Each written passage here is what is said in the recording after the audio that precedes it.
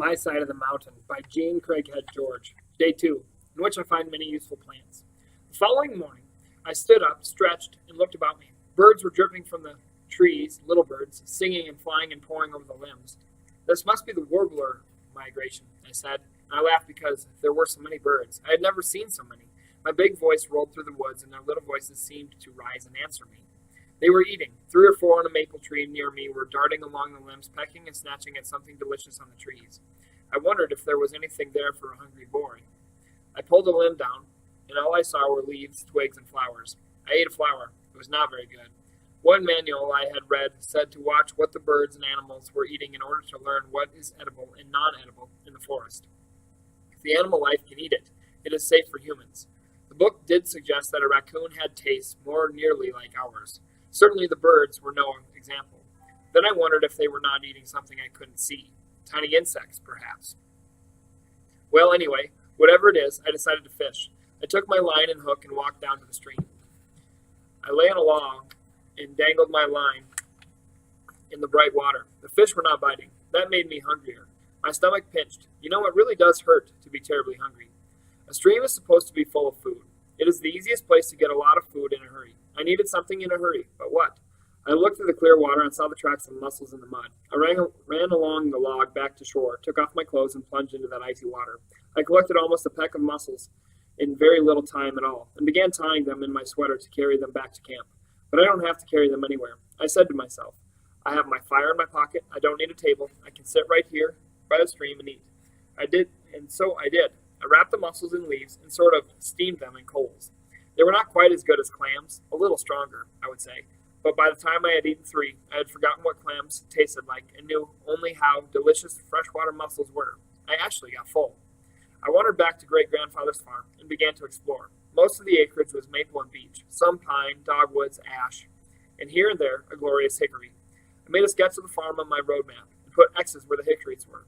They were gold trees to me. I would have hickory nuts in the fall. I could also make salt from hickory limbs. I cut off one and chopped it into bits and scraps. I stuck them in my sweater. The land was up and down, and I wondered how great-grandfather ever cut it and plowed it. There was one stream running through it, which I was glad to see, for it meant I did not have to go all the way down the mountain to the big creek for fish and water. Around noon I came upon what I was sure was the old foundation of the house. Miss Turner was right. It was ruins, a few stones in a square, a slight depression from the basement, and trees growing right up through what had once been the living room. I wandered around to see what was left of the Gribley home. After a few looks, I saw an apple tree. I rushed up to it, hoping to find an old apple. No apples beneath it. About 40 feet away, however, I found a dried one in the crotch of a tree, stuck there by a squirrel, and forgotten. I ate it. It was pretty bad, but nourishing, I hoped. There was another apple tree and 3 walnuts. I scribbled X's. These were wonderful finds. I poked around the foundations, hoping to uncover some old iron implements that I could use. I found nothing. Too many leaves had fallen and turned to loam. Too many plants had grown up and died over the old home site. I decided to come back when I had made myself a shovel. Whistling and looking for food and shelter, I went on up the mountain, following the stone walls, discovering many things about my property. I found a marsh. In it were cattails and arrowleaf, good starchy foods. At high noon, I stepped onto a mountain meadow. An enormous boulder rose up in the center of it. At the top of the meadow was a fringe of white birch. There were maples and oaks to the west, and a hemlock forest to the right that pulled me right across the sweet grasses into it. Never, never have I seen such trees. They were giants, old giants. They must have begun when the world began. I started walking around them. I couldn't hear myself step, so dense and damp were the needles. Great boulders covered with ferns and moss stood among them. They looked like pebbles beneath those trees. Standing before the biggest and the oldest and the most king-like of them all, I suddenly had an idea.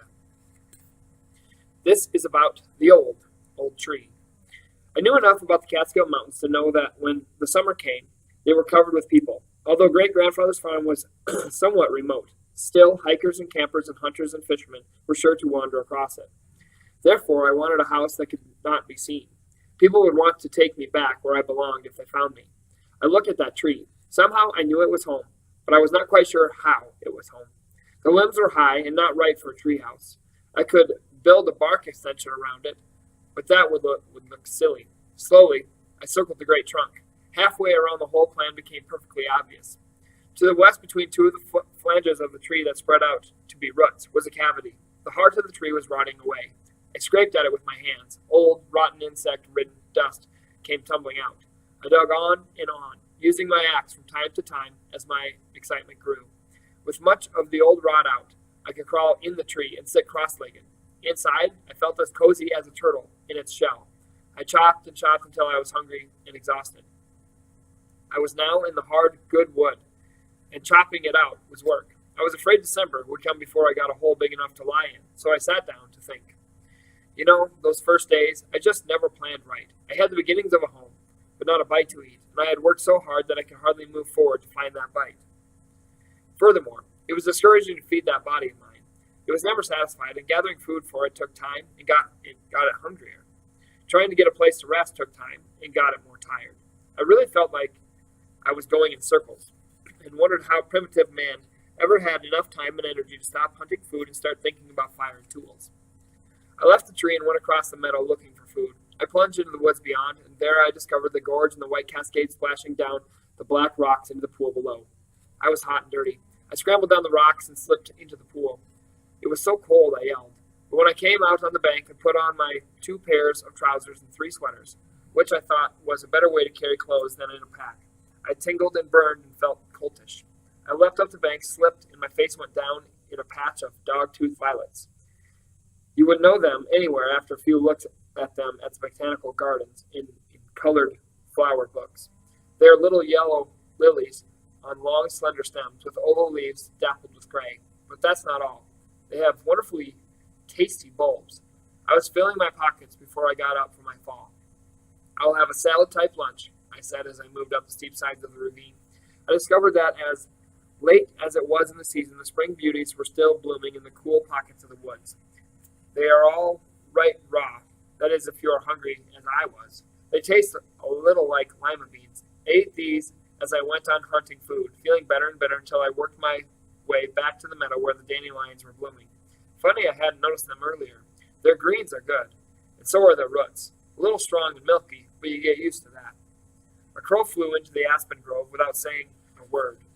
The little I knew of crows from following them in Central Park, they always have something to say, but this bird was sneaking, obviously trying to be quiet. Birds are good food. Crow is certainly not the best, but I did not know that then, and I launched out to see where it was going. I had a vague plan to try to noose it.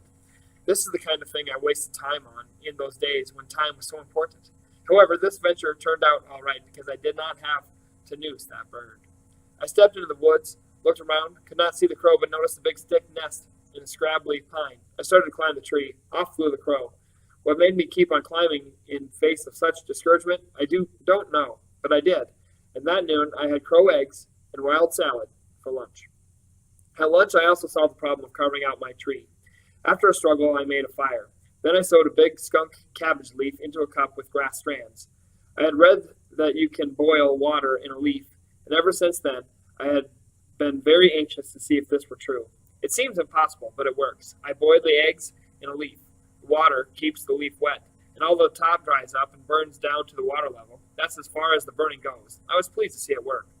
Then here's what happened. Naturally, all this took a lot of time, and I hadn't gotten very far on my tree. So I was fretting and stamping out the fire when I stopped with my foot in the air. The fire. Indians made dugout canoes with fire. They burned them out. An easier and much faster way of getting results. I would try fire in the tree. If I was very careful, perhaps it would work. I ran into the hemlock forest with a burning stick and got a fire going inside the tree. Thinking that I ought to have a bucket of water in case things got out of hand, I looked desperately around me. The water was far across the meadow and down the ravine. This would never do. I began to think the whole inspiration of a home in the tree was no good. I really did have to live near water for cooking and drinking and comfort. I looked sadly at the magnificent hemlock and was about to put the fire out and desert it when I said something to myself. It must have come out of some book. Hemlocks usually grow around mountain streams in springs. I swirled on my heel. Nothing but boulders around me. But the air was damp somewhere, I said, and darted around the rocks, peering and looking and sniffing and going down into pockets and dales. No water. I was coming back, circling wide, when I almost fell in it. 2 sentinel boulders, dripping wet, decorated with flowers, ferns, moss, weeds, everything that loved water, guarded a bathtub-sized spring. You pretty thing, I said, flopped on my stomach and pushed my face into it to drink. I opened my eyes. The water was like glass, and in it were little insects with oars. They rowed away from me. Beetles skittered like bullets on the surface, or carried a silver bubble of air with them to the bottom. Ha! Then I saw a crayfish. I jumped up, overturned rocks, and found many crayfish. At first I hesitated to grab them because they can pinch. I gritted my teeth, thought about how much more it hurts to be hungry, and came down upon them. I did get pinched, but I had my dinner, and that was the first time I had planned ahead. Any planning that I did in those early days was such a surprise to me, and so successful that I was delighted with even a small plan. I wrapped the crayfish in leaves, stuffed them in my pockets, and went back to the burning tree. Bucket of water, I thought, bucket of water. Where was I going to get a bucket? How did I think, even if I found water, I could get it back to the tree? That's how cityfied I was in those days. I had never lived without a bucket before, scrub buckets, water buckets, and so when a water problem came up, I just thought I could run to the kitchen and get a bucket. Well, dirt is as good as water, I said as I ran back to my tree. I could smother the fire with dirt. Days passed, working, burning, cutting, gathering food, and each day I cut another notch on an aspen pole that I had stuck in the ground for a calendar, in which I meet one of my own kind, and I have a terrible time getting away. 5 notches into June, my house was done.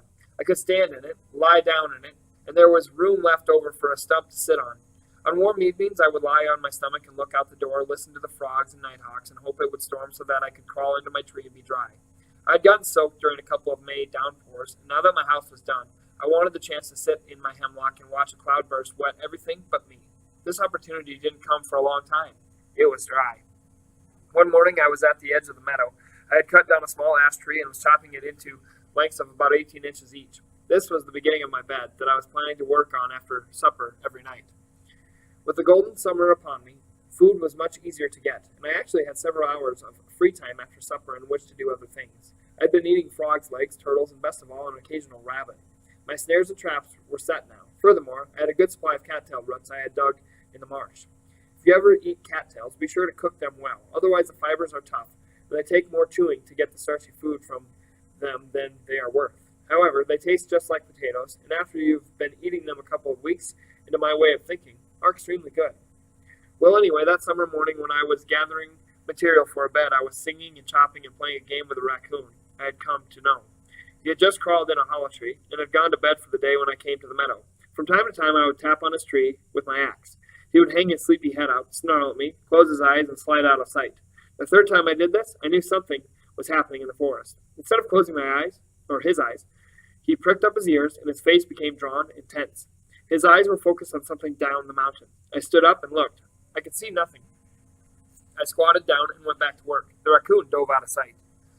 "Now, what's got you all excited?" I said, and tried once more to see what he had seen. I finished the post for the bed and was looking around for bigger ash to fell and make slats for the springs when I nearly jumped out of my shoes. "Now, what are you doing up here all alone?" It was a human voice. I swung around and stood face to face with a little old lady in a pale blue sunbonnet and a loose brown dress. "Oh, gosh," I said. "Don't scare me like that.